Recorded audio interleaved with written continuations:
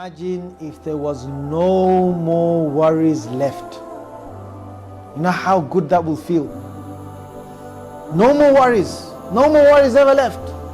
You don't have to worry about bills.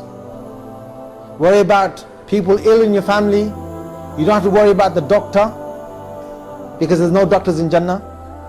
Sorry guys, got no job in Jannah, yeah?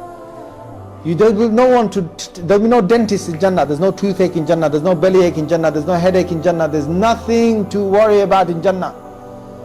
Imagine getting into there. Once you get into there, it's haram for you to come back out. You can't come back out. Only Rasulullah sallallahu alaihi wasallam is the only one that can get into Jannah and come back out. Anyone else that goes into Jannah, they cannot come out. Not that you want to come out.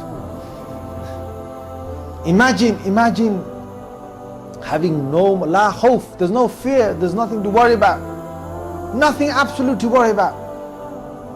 Imagine what you would do. Now, one question I ask kids when I teach them, and I've just done this today, I've done this every time I talk about Jannah to kids, and I'm now talking to adults, right?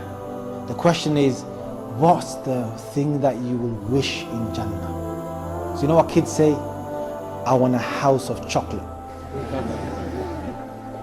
You tell them, what do you tell them? You tell them, Inshallah. If you want a house in Jannah of chocolate, Allah will give you a house of chocolate in Jannah. Say that to them. Because a Bedouin came to the Prophet ﷺ and he said, Messenger of Allah, he said, will I get a red camel in Jannah? A red camel. Prophet ﷺ said, if you want a red camel in Jannah, you will get a red camel in Jannah. So if you want a red Ferrari, some people are probably thinking right now, I want a red Ferrari in Jannah. Well, I'm going to say to you, if you want a red Ferrari in Jannah, you get a red Ferrari in Jannah. But I don't think you will want a red Ferrari in Jannah. You will not want it, honestly. But anyway, doesn't matter. Imagine, like that Bedouin, his biggest thing was a camel, but a red camel was the fastest camel, it was the best camel you could race along in the desert, and it was the most reliable camel. So he wanted that. And Rasulullah said, you want that, you'll get it.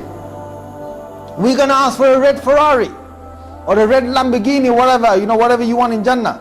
And the thing is, when you get to Jannah, you're not going to want that. There's going to be things. Rasulullah sallallahu alayhi wa sallam said, مَا لَا عَيْنٌ رَأَتْ, no eye has seen, وَلَا أُذُنٌ سَمِعَتْ, no ear has heard of, وَلَا خَطَرَ عَلَى قَلْبِ بَشَرٍ, no mind has ever thought of. Those are the things in Jannah. But anyway, let's go on, imagine. Doesn't matter, you just imagine.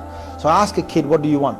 They say, like if I ask my kid, he says, I want Thomas the Tank Engine. And he wants the whole of the characters in there. So I get them to think a bit more. I said, do you like theme parks? They said, yeah, I like theme parks.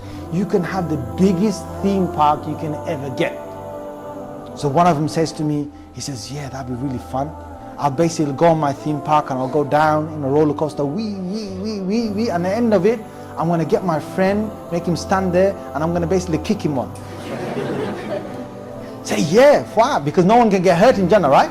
So yeah, you can kick him for a joke. Yeah, he's going to go flying back, bouncing back, and he's going to come straight back where you are. Right? Just imagine, right? You ask him, what do they want? One kid said to me, I want to eat from one end of the day to another end of the day. Son, you can eat.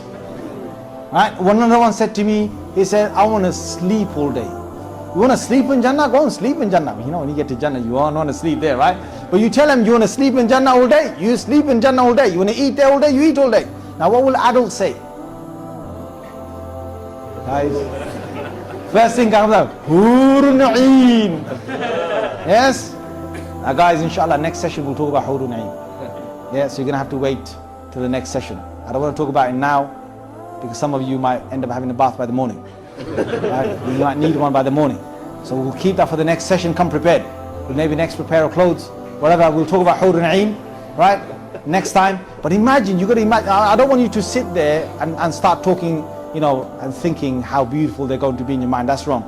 But what you can imagine is what Allah has kept in terms of rivers, gold palaces, food, the trees, and plenty of other things.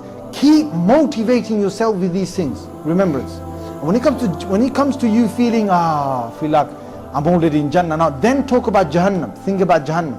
And inshallah in the next session, we're going to think about Jahannam and talk about Jahannam and the things in Jahannam, because it's a horrible place.